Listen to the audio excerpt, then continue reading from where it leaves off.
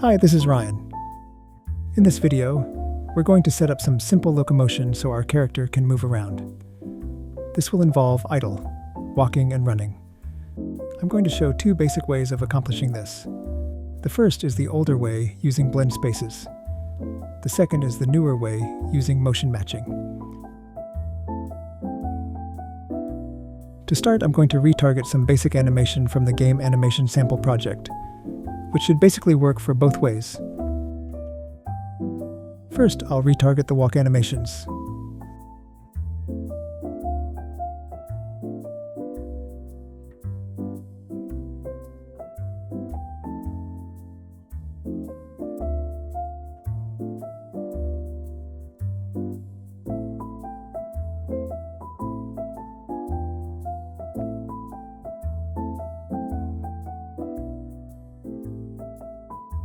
Then retarget the run animations.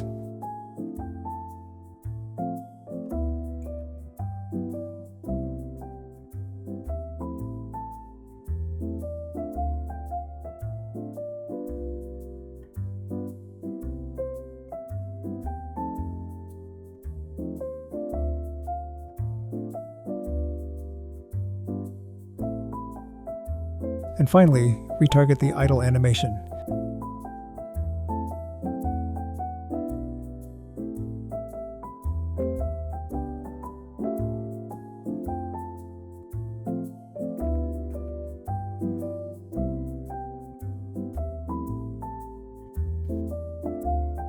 Now to set up the locomotion using a blend space.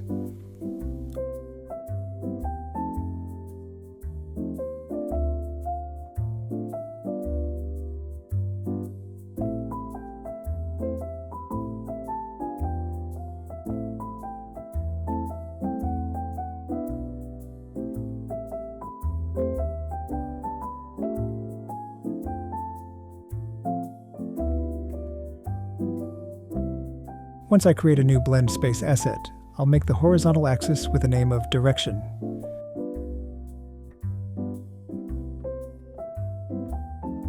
A minimum axis value of -180 and a maximum value of 180. My grid division will be 8 since I'm going to have 8 animations, 1 for each direction, and I'll make sure Snap to Grid is checked. I'll give the vertical axis a name of speed.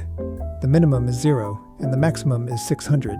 I'll set the grid division to 2 and I'll make sure Snap to Grid is checked. Under Input Interpretation, I'll check Use Grid. Now to add the animations to the blend space grid. In the Asset Browser, I'll search for my idle animation, then drag and drop it on each of the bottom grid points. This will make it so each direction will start with the same idle animation.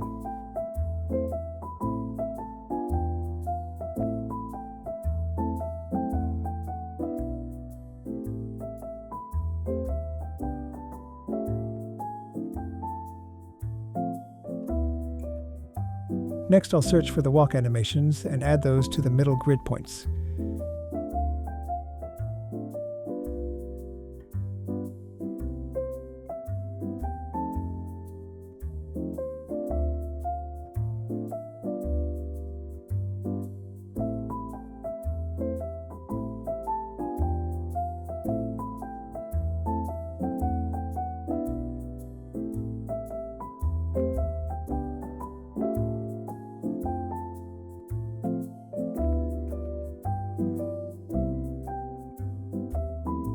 Now to search for the run animations and add those to the top grid points.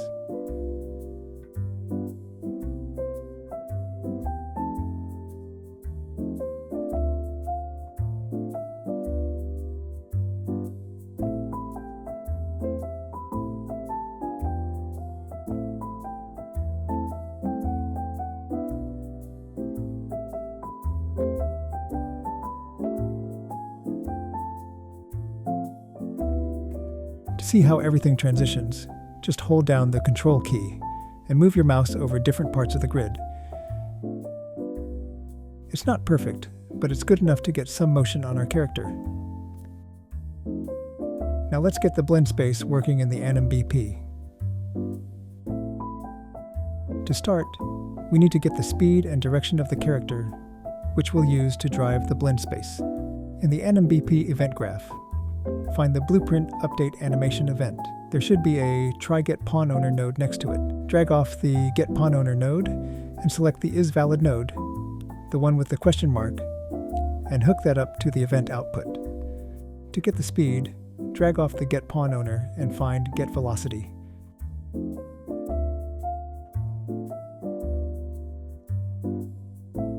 Then drag off the vector output and find vector length. This vector length is the speed value we need.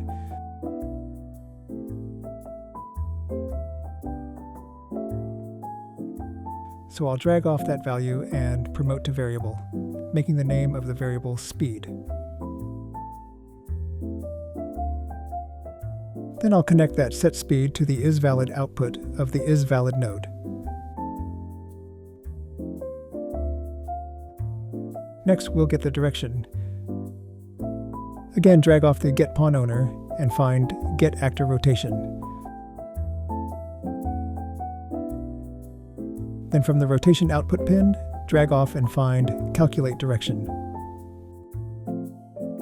We'll also need to connect the velocity from the Get Velocity node. The output of the Calculate Direction will be the direction value we need, so drag off that value and promote to variable, naming the variable Direction. Connect the Set Direction node to the Set Speed node. Now we're all set to hook up the blend space.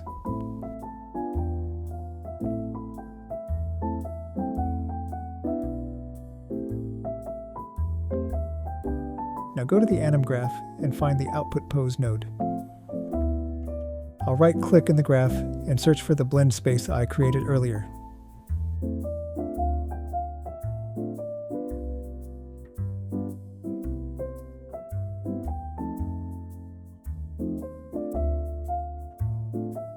Then I'll drag in my speed and direction variables I created and connect those to the appropriate blend space inputs.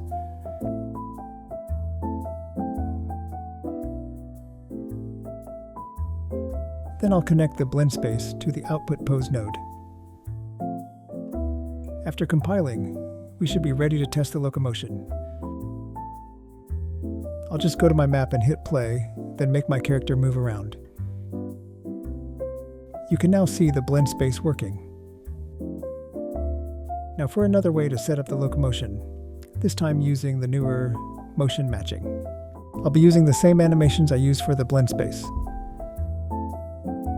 First, we'll set up the motion matching assets.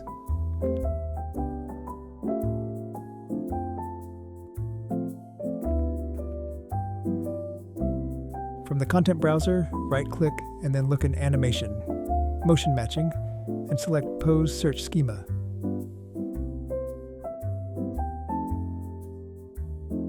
Select the skeleton of your character and then give the resulting asset a name. I'm going to give the name a prefix of PSS for Pose Search Schema. The schema defines what the motion matching system will use to figure out which animations to use. For now, I'm going to keep the default setup, but I will update which bones in the character it's looking at in the Sampled Bones section. The default bone names are what is used in Epic characters. My character uses different bone names. By default, it's looking for the left and right foot bones, so I'm just going to change those fields to use my character's left and right foot bones. Then I'll just save and close. The next motion matching node is the Pose Search database. Right-click in the content browser and then go to Animations, Motion Matching, and select Pose Search Database. Select the schema you just created, then give the asset a name. I'm going to give my name a prefix of PSD for Pose Search Database. Open up the database, and then I'll find and drag over the animations. Looking on the right side, you should find the asset browser. I'm going to search for my idle animation and drag that over to the asset list. Then I'll search for the walks, selecting all the ones I want to use, and drag those over to the asset list.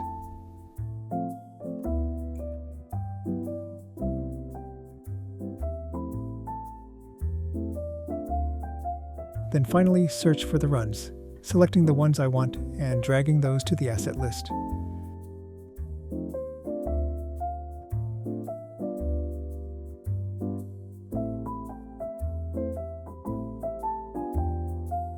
If you select all the animations, you should get a preview of all the animations.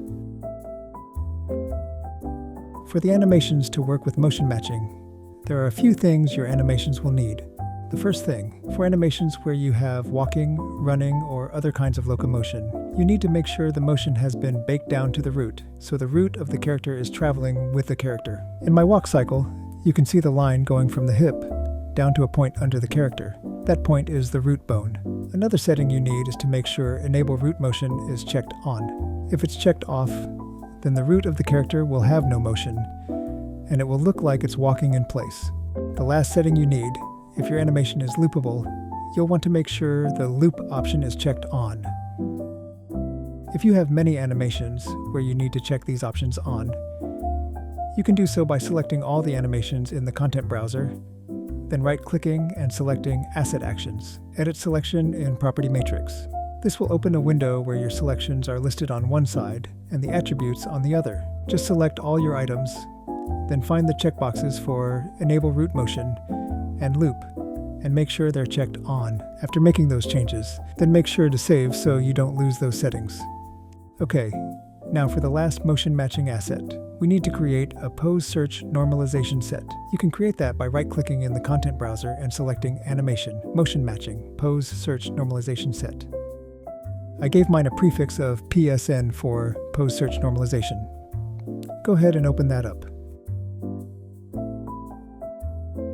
Then you want to add a database item to the database array.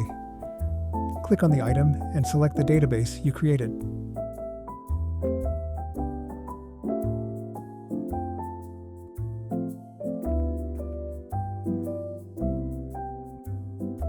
The next step is to add the motion matching to the Anim blueprint.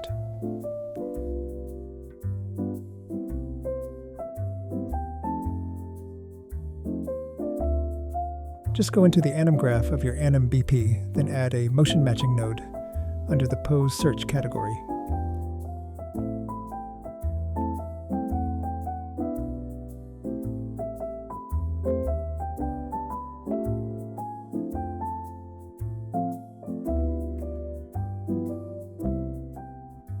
Then click on the database field and select your database.